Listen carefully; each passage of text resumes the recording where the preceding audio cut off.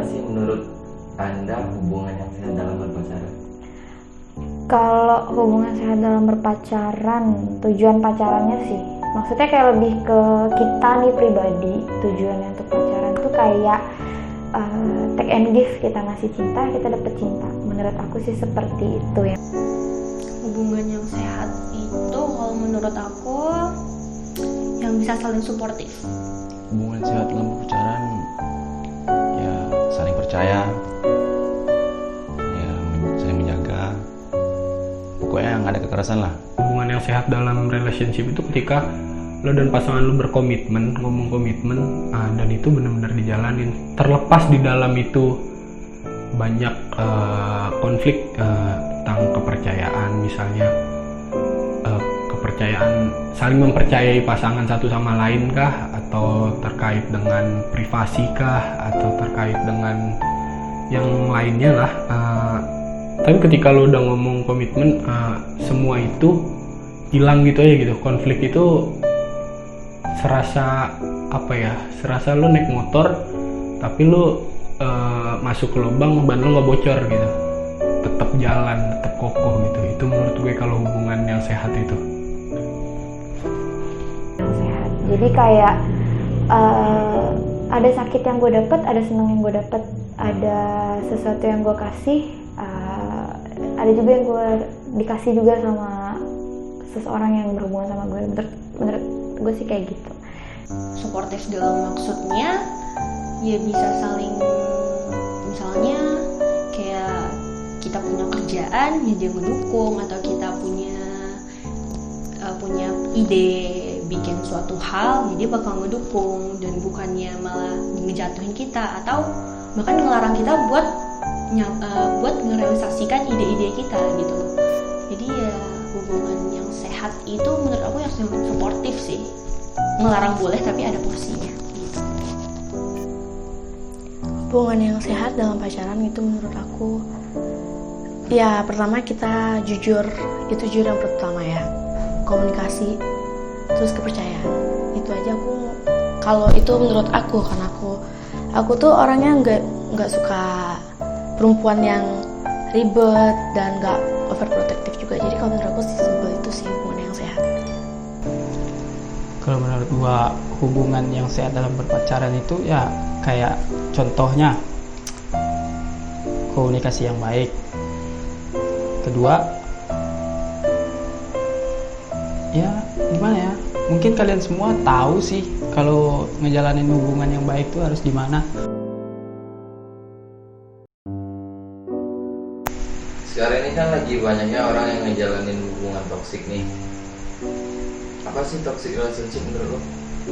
Kalau menurut gua toxic relationship itu ya ketika hubungan yang lo bangun, hubungan yang lo rancang sama pasangan lo, terlepas itu dilandasi komitmen yang kuat atau enggak di awalnya, tapi salah satunya itu ada yang ingkar atau keluar dari jalur apa yang lo rencanain dari awal gitu.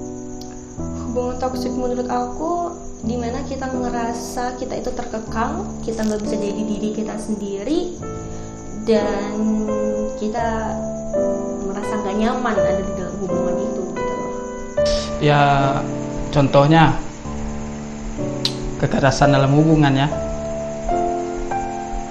Gue sampai sekarang heran sih ngelihat orang pacaran tapi pakai kekerasan. Kayak contohnya ceweknya bikin kesalahan, terus si cewek ditonjok sama si cowoknya. Lu bego banget sih anjing. Kayak semua orang yang pacaran pasti mengalami toxic relationship sih menurut aku. Dalam hal apapun, toxic relationship itu kan bukan hanya kayak main tangan, kasar. Banyak kayak misalnya mereka kayak ngeganggu mental atau kayak yang hal-hal mengancam. Dalam pacaran kan banyak yang seperti itu. Banyak berita yang gue lihat tentang toxic relationship itu kebanyakan tentang kekerasan fisik atau verbal. Tapi terlepas dari itu banyak juga kekerasan yang menurut gue nggak terlihat gitu. Menurut gue cuma bisa dirasain, kayak misalnya lo tuh nggak seneng sama pasangan lo ketika pasangan lo memperlakukan lo yang sebenarnya biasa, cuma lo menerimanya itu nggak keterima sama batin lo. Itu menurut gue udah toksik, dari situ ya udah toksik gitu loh. Dan lo nggak nyampein itu, atau enggak ketika lo sampein itu dia merasa kayak sebenarnya biasa aja, lo nya aja yang lebay gitu. Yang paling umum kayak kekerasan, kayak kasar, tapi aku rasa semua orang udah pernah ngalamin sih kayak gitu, kayak toxic relationship. Mereka pernah dalam hubungan yang gue rasa hubungan gue udah mulai gak sehat deh. Misalnya kayak ada kan kayak berhubungan yang aneh, kadang cewek atau cowok gak menyadari perilaku mereka tuh sebenarnya yang diterima oleh pasangan kita tuh mungkin karena dia tuh sayang ya sama kita apa gimana, sampai mengatasnamakan sayang, perasaan cinta, terus ngerasa bisa ngelakuin apa aja yang seharusnya enggak gitu. Misalnya kayak mengancam atau cemburu yang berlebihan, ngerasa itu juga toksik sih, karena ngeganggu mental kita kan kalau yang seperti itu. Yang paling parah kekerasan sih menurut aku. Nah itu menurut gua awal dari hubungan yang toksik sih. Nah setelah itu kalau udah ngejalanin hubungan yang kayak gitu, terus lo merasa nggak sehat, lo merasa mental lo terganggu, dan lo melihat media sosial sekarang yang dengan ketoksikannya masing-masing, termasuk ngebahas toxic relationship sendiri, ya itu bakal mensugestikan diri lo kalau anjir gue udah masuk ke dalam hubungan yang toksik banget. Sebenarnya mungkin biasa aja, tapi secara tidak langsung dunia lewat media menyampaikan kalau toxic relationship itu kayak gitu. Itu sih yang menurut gue sekarang ini yang terjadi gitu. Apa sih alasan orang masih bertahan dalam hubungan yang toksik?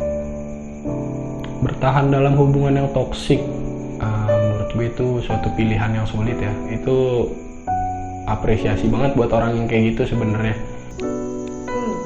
Kebanyakan orang pasti dengan alasan nyaman, sayang gitu, dan juga ngerasa punya ability untuk gue kayaknya bisa deh merubah dia, gue kayaknya bisa dibikin dia jadi patuh sama gue gitu. Kebanyakan sih kayak gitu ya, dan mereka ngerasa punya power untuk merubah orang ini, padahal nyatanya ya yang bisa merubah manusia itu emang orangnya sendiri, bukan orang lain gitu. Jadi ya kayaknya ya kalau nggak sayang, kalau nggak ya punya pemikiran bisa merubah orang itu gitu. Bisa ada dua kemungkinan menurut gue. Yang pertama itu karena bener-bener tulus buat ngejalanin hubungan dan bener-bener berharap kalau hubungan itu bakal berujung indah gitu. Itu yang ada di dalam pikiran gue doang.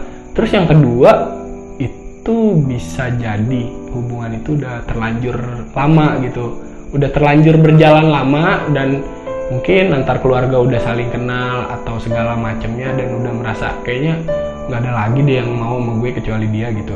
Itu mungkin bisa jadi alasan kenapa hubungan itu kenapa orang tuh bertahan lama gitu di dalam hubungan yang toksik.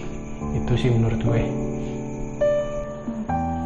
Kebanyakan ya, atau pengalaman pribadi kali ya, kalau orang yang masih bertahan dalam hubungan yang sebenarnya toksik, tapi mereka kayak ngebohongin diri sendiri sih, lebih sebenarnya dia tuh baik, sebenarnya dia tuh sayang sama gue, makanya dia kayak gitu. Nah kebanyakan mereka masih merasa enggak dia sayang. Kebanyakan bertahan masih kayak gitu. Mungkin karena sayang, atau bisa jadi keterpaksaan seperti contohnya orang tua gitu aja. Selebihnya nggak tahu sih, sayang kalau nggak keterpaksaan dari orang tua. Karena cinta, sayang, dan masih ada yang diharap-harapkan. Alasannya yang gua tahu ya, kayak gini. Mungkin si cewek sayang banget sama cowok, tapi mungkin cowoknya nggak ada otak sih. Padahal mereka tuh udah dirugiin secara nggak langsung, kayak beberapa hal yang udah kita lihat. Misal kayak teman-teman aku kan bisa kayak sempat mengalami kekerasan atau disiksa. Tapi ntar kalau kita ngasih pengertian, lu udah disiksa nih, lu udah ini, enggak, dia tuh baik sebenarnya, dia sayang sama gue, cuman mungkin ada hal kecil yang gue lakuin, gue salah, sebenarnya gue yang salah, lebih nyalain diri sendiri dan mikir pasti dia tuh baik gitu.